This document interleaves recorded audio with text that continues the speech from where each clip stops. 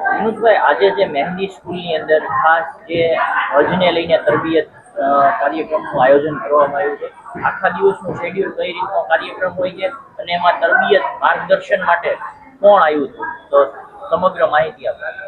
દર વર્ષે હજ યાત્રા જતા હાજીઓ માટે હજ ટ્રેનિંગ પ્રોગ્રામ રાખવામાં આવે છે ગુજરાત રાજ્ય હજ કમિટી તરફથી. એમાં આપણે ભાવનગર હજ ખિદમત તરફથી દર વર્ષે મહેંદી સ્કૂલ ભાવનગર શિશુવિહાર ખાતે હજ તરબિયત કેમ્પ રાખવામાં આવે છે. તેમાં સવારે 8:30થી ચાલુ થાય છે, કુરાને પાકની તિલાવતથી ચાલુ થાય છે. પછી જઈને હાજીને ઉમરા કઈ રીતે કરવા અને હજના 5 દિવસ, એક દિવસ, બીજો દિવસ, ત્રીજો દિવસ, 4 દિવસ ને 5 દિવસ કઈ રીતે અરકાન કરવા એનું માર્ગદર્શન પ્રેક્ટિકલ બી સમજાવવામાં આવે છે અને થિયરિકલ બી સમજાવવામાં આવે છે અને પ્રોજેક્ટ દ્વારા સમજાવવામાં આવે છે.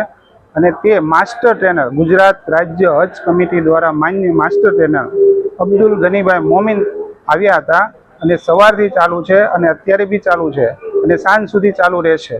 અને બપોર પછી મદીના શરીફમાં આપ સલ્લલ્લાહુ અલૈહિ વસલ્લમને કઈ રીતે સલાતુ સલામ પેશ કરવા, કઈ રીતે હાજરી આપી, મદીનામાં કઈ રીતે અરકાન કરવા એનું પણ પ્રોગ્રામમાં આયોજન અને સમજાવવામાં આવે છે.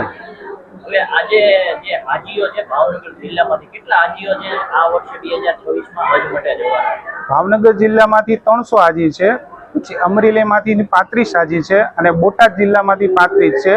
ટોટલ આજે જે કેમ્પ છે ને ભાવનગર જિલ્લાનો, બોટાદ જિલ્લાનો અને અમરેલી જિલ્લાનો ટોટલ 400 હાજી છે. અને જે અહીંયા ખાસ કરીને જે ખિદમત કરવામાં આવે છે દર વર્ષે, એ કોના દ્વારા કરવામાં આવે છે, કેટલા વોલેન્ટિયર હોય છે તમારે? જે ખાસ ખિદમત કરવામાં આવે છે ભાવનગર હજ ખિદમત તરફથી કરવામાં આવે છે. એમાં ખિદમતદારો તરફથી કરવામાં આવે છે. એમાં આપણા નાઈનભાઈ કાજી છે, પછી આપણા વર્ષોથી ખિદમત કરતા હુસેનભાઈ સૈયદ જે હાજીઓની ખિદમત માટે હંમેશા તત્પર રહે છે. પછી સત્તારભાઈ શેખ છે, હું છું, પછી અમારા ખિદમતદાર છે સલીમભાઈ, ઇકબાલભાઈ કુરેશી છે, પછી આપણે સાદિકભાઈ છે, મોહમ્મદ હુસેનભાઈ સૈયદ છે, અમારે રફીકભાઈ છે, અકીલભાઈ સૈયદ છે, ઇકબાલભાઈ કુરેશી છે, નિશાદભાઈ છે.